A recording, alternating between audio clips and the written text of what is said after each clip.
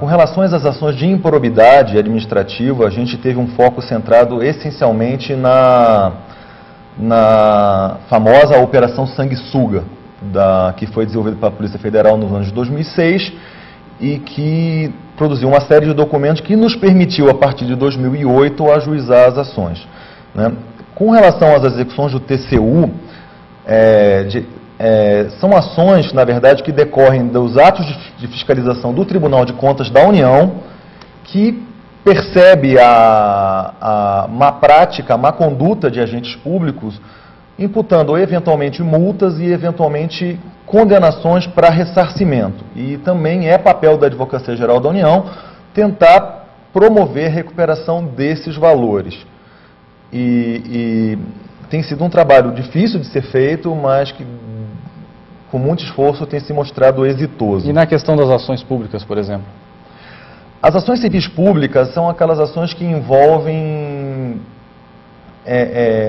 toda espécie de lesão ao patrimônio da sociedade, né? Então, ao patrimônio ambiental, ao patrimônio imobiliário, a lesões a toda sorte de patrimônio que, na verdade, pertence a nós, cidadãos, como envolve desvio de recursos também.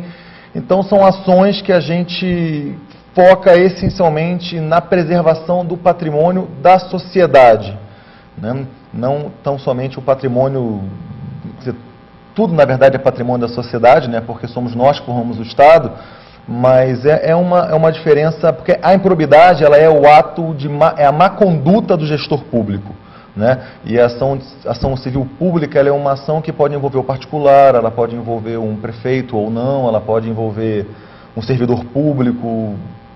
Ela tem uma gama mais ampla, o objeto dela. Os atores que estejam envolvidos nesse tipo de dano, né? Nós vamos voltar um pouco aqui, o senhor falou inicialmente do esquema do sanguessuga, um esquema aí de 3 anos atrás, muitas vezes, infelizmente, essas coisas caem no esquecimento, vale a pena relembrar como funcionava esse esquema, que era direcionado à distribuição de ambulâncias, dando uma contrapartida aí de comissão para alguns políticos, né? Exato. O que aconteceu com a sanguessuga foi o seguinte: a gente sabe que o Brasil é um país que possui mais de 5 mil municípios, né? Muitos desses municípios dependem de recursos federais para executar suas políticas públicas de saúde, de educação. Então, o escândalo do sanguessuga foi o seguinte: foi um grupo de empresários, de empresas, que conseguiu montar um sistema que levava a produção de emendas parlamentares ao orçamento da União, direcionava essas emendas a determinados municípios, e esses municípios, ao executarem as licitações para adquirir essas ambulâncias, que ficaram conhecidas como unidades móveis de saúde, eles direcionavam essas licitações para esse grupo de empresas e empresários. E esse direcionamento ele é proibido pela lei, e ele, além do direcionamento, que por si só já é uma ilegalidade, você teve várias situações de superfaturamento de ambulâncias, né? Esse superfaturamento gerou, aqui no estado do Paraná, ações objetivando a recuperação de quase 3 milhões de reais, dos quais nós temos já deferido pela Justiça Federal, no estado do Paraná, bloqueios patrimoniais dos envolvidos da ordem de 2 milhões e 300 mil reais. Então, esse bloqueio, na verdade, que hoje ele ainda é provisório, ainda é cautelar, é que nos traz a satisfação de que pelo menos alguma esperança de se retornar ao patrimônio público esses valores nós podemos ter. Que é o mais importante no trabalho da Advocacia da União, né? De evitar que o dano seja na ponta final irreparável, né? Exato. Então, o que a gente efetivamente pretende... O que a gente efetivamente pretende com as ações de probidade administrativas? O primeiro ponto é a recuperação dos valores que foram mal geridos e retirados do orçamento da União e da própria sociedade, porque afinal é ela que banca com seus impostos esse orçamento. Mas um outro ponto muito importante nessas ações é que nós queremos e pedimos aos juízes que sejam cassados os direitos políticos das pessoas envolvidas. Sendo cassado por decisão da Justiça Federal, essas pessoas não poderiam, então, voltar durante um longo período à vida pública, seja para concorrer a cargos de prefeito, de vereador, de governador, o que seja, e nem sequer fazer concursos públicos para ocupar cargos públicos nas esferas da administração pública. Só nesse caso aqui que o senhor falou das ações de improbidade basicamente ligadas ao esquema do sanguessuga, junta quase 200 de pessoas envolvidas, né? Eu vejo aqui pelos números, 49 ex-prefeitos, 3 ex-deputados federais, 129 servidores municipais e ainda mais 13 empresas acionadas, né? Exato. Então, a nossa intenção é que essas pessoas, de fato, as pessoas físicas envolvidas, elas, além de serem condenadas a reparar o prejuízo que elas causaram, que elas também sejam afastadas da vida pública, seja como servidores, seja como políticos. Essas pessoas, elas não podem mais, nós consideramos que elas não têm mais condição de gerir o patrimônio público, o patrimônio popular. Como se trata a seguinte questão, a separação do que é feito, digamos, com dolo e do que é um simples erro administrativo? Claro que pode causar um dano à sociedade, mas que muitas vezes não é feito com a intenção de causar esse dano.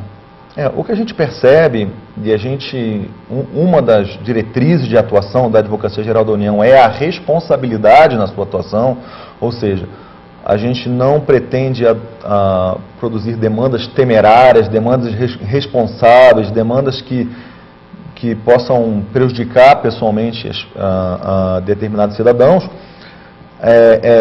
Por conta da responsabilidade que gera o nosso trabalho, a gente procura diferenciar essa conduta.